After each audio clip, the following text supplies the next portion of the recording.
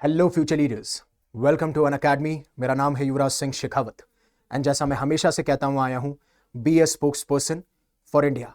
अब ईरान ने 4 दशकों से भी ज़्यादा टाइम लगाया एक अलायंस को बनाने में, जिसमें बहुत सारी ऐसी प्रॉक्सी फोर्सेस थी जिनका वो इस्तेमाल करता था इजराइल और इनडायरेक्टली यूएस के इन्फ्लुएंस को काउंटर करने के लिए, स्पेशली मिडल ईस्ट में, जिसे हम एक्सिस ऑफ रेजिस्टेंस भी कहते थे।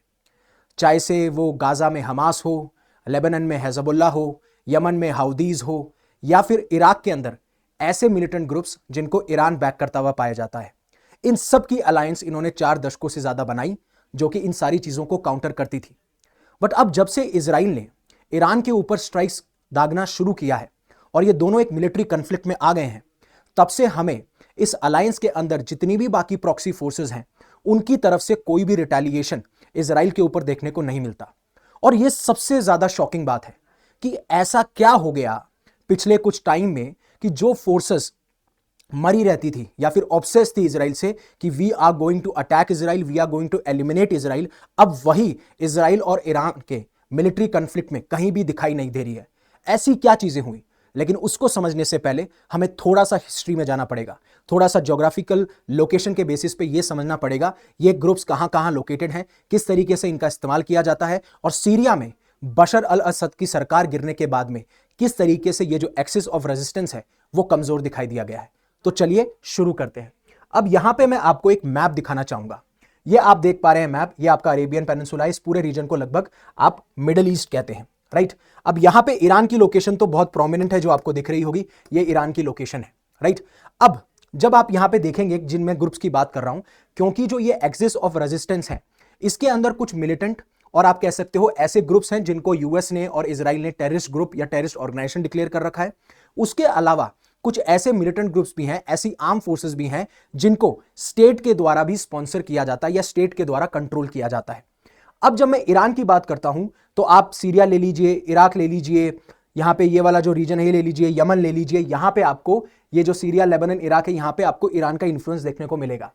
और जो कुवैत है, बहरीन है, गाजा स्ट्रिप है, यमन है, यहां पे ईरान थोड़ा सा डीस्टेबलाइजिंग रोल प्ले करता हुआ नजर आता है कि कैसे इस पर्टिकुलर रीजन को डीस्टेबलाइज किया जा सके। अब जब मैं इराक की बात करता हूं तो इराक के अंदर आपको बहुत सारे ऐसे ऑर्गेनाइजेशन मिलेंगे जैसे कि असब अहल अल हक, कतैबे हिजबुल्लाह, बदर ऑर्गेनाइजेशन। लेबनान में आपको हिजबुल्लाह मिलेगा, गाजा स्ट्रिप पे आपको हमास और इस्लामिक जिहाद मिलेगा, यमन में आपको हाउदीज मिलेंगे। ये सारे के सारे हिस्सा है ईरान के उस एक्सिस ऑफ रेजिस्टेंस के जिससे ये यूएस और इजराइल को काउंटर करता है, स्पेशली इस पूरे मिडल ईस्ट रीजन में इनका इंफ्लुएंस ना हो। लेकिन 2024 के बाद में जब बशर अल असद की सरकार गिरी है, क्योंकि सीरिया भी एक बहुत इंपॉर्टेंट कंपोनेंट या फिर हिस्सा था इस एक्सिस ऑफ रेजिस्टेंस का, लेकिन जब से बशर अल असद की सरकार गिरी है, सीरिया अब इस Iran backed axis of resistance में उतना हिस्सेदारी या फिर उतना इंपॉर्टेंस नहीं रखता है। और यही चीज मैं आपको समझाना चाहता था।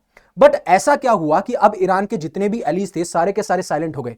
बगदाद ले लीजिए, इराक ले लीजिए, बैरूट या फिर बगदाद जो कि कैपिटल है इराक की और बैरूट जो कि कैपिटल है लेबनान की, वहां से हमें कोई भी ऐसा रिस्पांस देखने को नहीं मिल रहा जिससे कि जो इजराइल है उसके ऊपर हमें रिटेलिएशन देखने को मिले या फिर ये ईरान के सपोर्ट में आके इजराइल को अटैक करने की कोशिश करे। ऐसी कोई भी चीज हमें देखने को नहीं मिलती। तो हम एक एक रीजन, एक एक ग्रुप के बारे में बात करेंगे कि ऐसा क्या हुआ है, किस तरीके से प्लानिंग हुई, क्या चीजें अभी हुई पिछले 1-2 सालों के अंदर जिसकी वजह से आज ईरान के प्रॉक्सीज बहुत साइलेंट है। उससे पहले अन अकेडमी आपके लिए लेके आया। अगर आप यूपीएससी सिविल सर्विसेज का सपना देखते हैं तो आप हमारे साथ में 24,999 में जुड़ सकते हैं, जिसमें आपको 6 महीने का एक्सटेंशन मिलेगा और इसमें आप मेरा कोड यूज कर सकते हैं, दैट इज YUVI50। यूवी पाजी वाला यूवी उन्होंने मार दी 50। वैसे ही हमने एक रैंकर सक्सेस प्रोग्राम लॉन्च किया है ₹1 के अंदर, जहां पे आपको लाइव क्वेश्चन आंसर, मतलब आपके जो भी सवाल हैं आप टॉपर से पूछ सकते हैं, वो जीरो से लेकर कैसे आपको प्रिपरेशन शुरू करनी है, GS1 से GS4 की क्या स्ट्रैटेजी होगी, उन सारों के बारे में बात करते हुए नजर आएंगे। अब जैसा मैंने आपको बताया कि 4 दशकों से भी ज्यादा का समय जब ईरान ने ये अलायंस बनाई और ये जितने भी मिलिटेंट ग्रुप्स हैं, जितने भी स्टेट कंट्रोल्ड आपके आर्म ग्रुप्स हैं जो इनका हिस्सा हुआ करते थे, आज वो सारे के सारे शांत हैं। क्यों? या तो वो खत्म कर दिए गए या फिर इंटरनली उनमें हमको डिविडेशन देखने को मिलता है, या फिर इंटरनली वो डिवाइडेड हो चुके हैं, या फिर वो अपनी ही कमजोरियों के साथ में अभी जूझ रहे हैं। तो सबसे पहले बात करते हैं हिजबुल्लाह की। हिजबुल्लाह कहां था? हिजबुल्लाह आपका था लेबनान में, ध्यान रखिएगा। अब हिजबुल्लाह जो है एक पैरामिलिट्री ग्रुप है। अब आपको पता होगा कि मुस्लिम्स के अंदर जो आपके सेक्ट हैं वो 2 मेजर सेक्ट हैं, शिया और एक सेक्ट, शिया और एक सुन्नी। तो तो ये पैरामिलिट्री ग्रुप जो है वो शिया है और लेबन में लोकेटेड है, तो इसे लेबनी शिया पैरामिलिट्री ग्रुप कहा जाता है और ये ईरान का सबसे फॉर्मिडेबल और ताकतवर प्रॉक्सी था।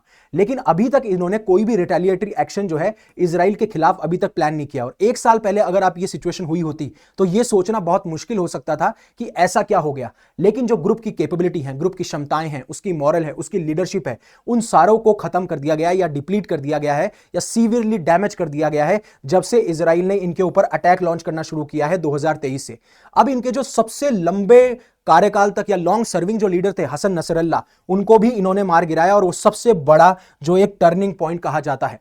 इवन एक रिसेंट इंटरव्यू में क्या हुआ था, अभी जो हिजबुल्लाह के नए लीडर बने हैं नायम कासिम, तो ये वो बताते हैं कि आजकल ऐसा लगता है कि ये एक तरीके से लेबनीज पॉलिटिशियन ज्यादा साउंड करते हैं, ज्यादा रिफ्लेक्ट करते हैं कि then someone working for Iran. और वॉशिंगटन पोस्ट की एक रिपोर्ट में यह भी निकल के आया था कि इनके ऑफिस में अगर आप आज देखेंगे तो आपको कोई भी ईरानियन सिंबल नहीं देखने को मिलेगा। जो ईरान के सुप्रीम लीडर है अयतुल्ला खमीनी, उनकी आपको पोर्ट्रेट या फिर कोई इमेज देखने को नहीं मिलेगी। तो यह साफ साफ एक सिग्निफिकेंट शिफ्ट दिखाता है कि अब हिजबुल्लाह थोड़ा मूव कर रहा है अवे फ्रॉम ईरान, इसीलिए हिजबुल्लाह अभी तक नहीं आया है। तो जैसा मैंने आपको पहले बताया कि एक किस तरीके से इनकी कैपेबिलिटीज, मोराल और लीडरशिप को हार्म किया गया, स्पेशली लीडरशिप, क्योंकि हसन नसरल्ला जो थे वो लॉन्ग सर्विंग लीडर थे और उनके बहुत ज्यादा अच्छे रिश्ते थे ईरान के सुप्रीम लीडर अयतुल्ला खमीनी से।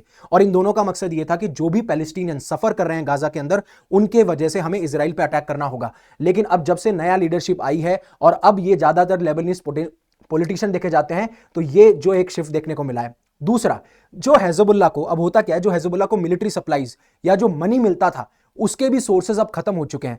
फॉर एग्जांपल, और इसके पीछे रीजन यह है, जब से सीरिया में बशर अल असद की सरकार गिरी, जो कि अगेन इस एक्सिस ऑफ रेजिस्टेंस का बहुत इंपॉर्टेंट हिस्सा थे, उसके बाद में होता क्या है, जो भी टनल यूज की जाती थी या फिर जो भी चैनल्स यूज किए जाते थे, जो भी रूट्स यूज किए जाते थे, वो अब जो है कट ऑफ कर दिए गए हैं। एंड जिसकी वजह से इनके पास में ना पैसा है, ना वेपन्स है, ना लीडरशिप है, और इसी वजह से हमें एक शिफ्ट में चेंज देखने को मिल रहा है, स्पेशली हिजबुल्लाह लेबनान में।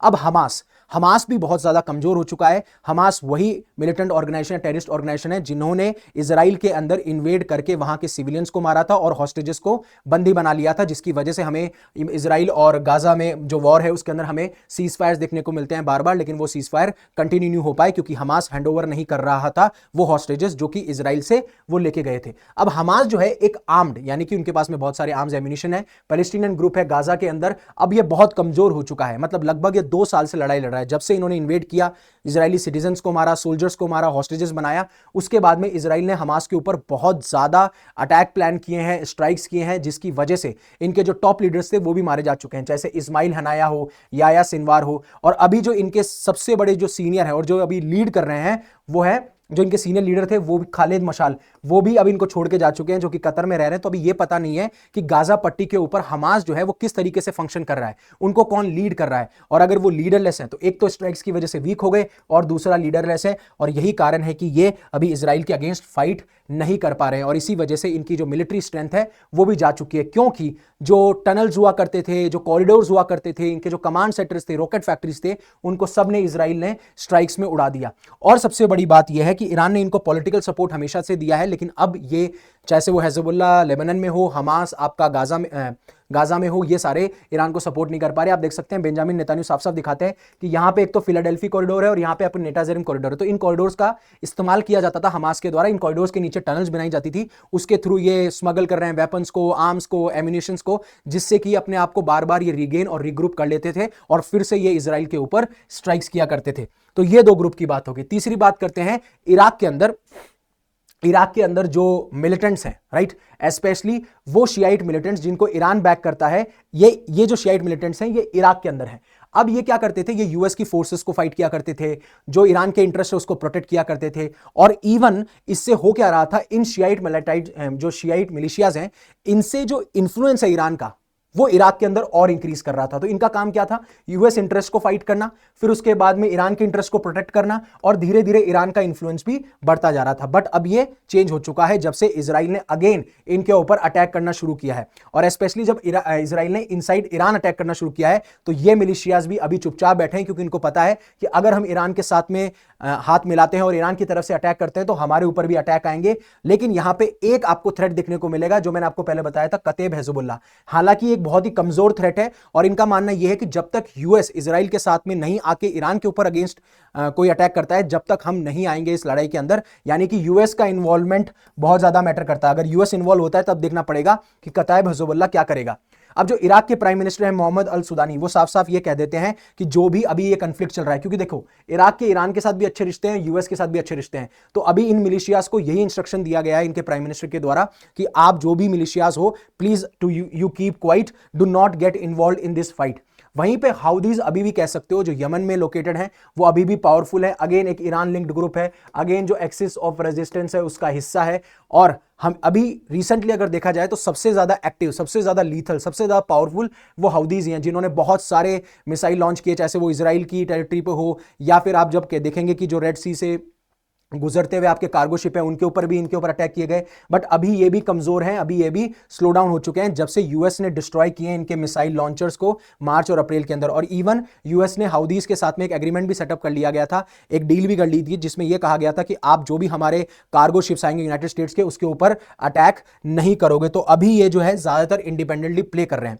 बट वहीं पे आता है कंट्रीज का नाम, चाहे वो रशिया हो, चाहे वो चाइना हो, नॉर्थ कोरिया हो, जिसे ये क्वार्टरेट ऑफ केओस कहते हैं। तो मिडल ईस्ट के बाहर अगर आप इनके संबंध देखोगे तो ईरान के बहुत ज्यादा पावरफुल और ऑथोरिटेरियन कंट्रीज जो है इनके दोस्त हैं, चाहे वो रशिया हो, चाइना हो, नॉर्थ कोरिया हो। ये कई बार अपने आप को एक्सिस ऑफ अपहीवल भी कहते हैं, या फिर क्वार्टरेट ऑफ केओस भी कहते हैं, या फिर ये आपको क्रिंक एक्सिस भी कहते हैं। अब रशिया ईरान को सपोर्ट भी करता है और जो इजरायली अटैक्स है उनको अनफेयर भी मान रहा है। और साफ साफ उन्होंने कह दिया कि अगर यूनाइटेड स्टेट्स इजराइल के साथ आके ईरान के ऊपर अटैक करता है तो ऑब्वियसली बात है रशिया भी उसके अंदर इन्वॉल्व हो जाएगा। ये साफ साफ वार्निंग दे दी है। बट अगेन रशिया नहीं चाहता कि डीपली इन्वॉल्व हो, क्योंकि वो अभी यूक्रेन से भी लड़ाई लड़ रहा है। अगर यहां पे भी वो अगर इन्वेस्ट कर दिया उसने अपने आप को, तो उसके मनी, एनर्जी, रिसोर्सेस, पर्सनल यहां डाइवर्ट हो जाएंगे, वहीं पे यूक्रेन को एडवांटेज मिल जाएगा। और रशिया यूक्रेन वॉर ज्यादा इंपॉर्टेंट है व्लादिमीर पुतिन के लिए, ना कि दिस वॉर। जब चाइना की बात करते हैं तो ऑब्वियसली बात है चाइना जो है बहुत ज्यादा तेल मंगाता है और डिस्पाइट यूएस सैंक्शंस ये काम किया जा रहा है। इकोनॉमिकली भी ईरान जो है बहुत क्लोजर आता जा रहा है। इवन ईरान को इन्होंने एससीओ में ले आए थे 2023 के अंदर। लेकिन चाइना ये चाहता है, चाइना ऐसे एक्ट कर रहा है कि भैया पीस मीडिएटर के तौर पे, कि भाई पीस रहे, फाइटर मतलब हम फाइटर ना बने, हम इस लड़ाई में इन्वॉल्व ना हो। बट वहीं पे कुछ ऐसे जियोपॉलिटिकल एनालिस्ट हैं जो ये कह रहे हैं कि चाइना जो है वो प्लान कर रहा है क्या नाम है इजराइल के ऊपर अटैक करने की। और आपने देखा होगा कि कुछ प्लेन जो है, कार्गो प्लेन जो है, वो भी लैंड हुए थे क्या नाम है आपके ईरान के अंदर। इवन नॉर्थ कोरिया भी बहुत ज्यादा एंटी वेस्ट है, बट वो ये बिलीव करते हैं कि हमने ईरान को बहुत हेल्प करी है मिसाइल के फॉर्म में, न्यूक्लियर टेक्नोलॉजी के फॉर्म में इन द पास्ट, तो अभी हमें करने की जरूरत नहीं है। तो क्या इंडिया एलाय है ईरान का? देखिए इंडिया के इजराइल के साथ भी अच्छे रिश्ते हैं, ईरान के साथ भी अच्छे रिश्ते हैं। जब मैं इजराइल के साथ में रिश्ते बात करता हूं तो बहुत सारे ऐसे सेक्टर्स हैं, एग्रीकल्चर सेक्टर है, टेक्नोलॉजी सेक्टर है, डिफेंस सेक्टर है, और इसमें पास्ट में भी हमने दोनों नेशंस के साथ में अच्छे रिश्ते रखे हैं।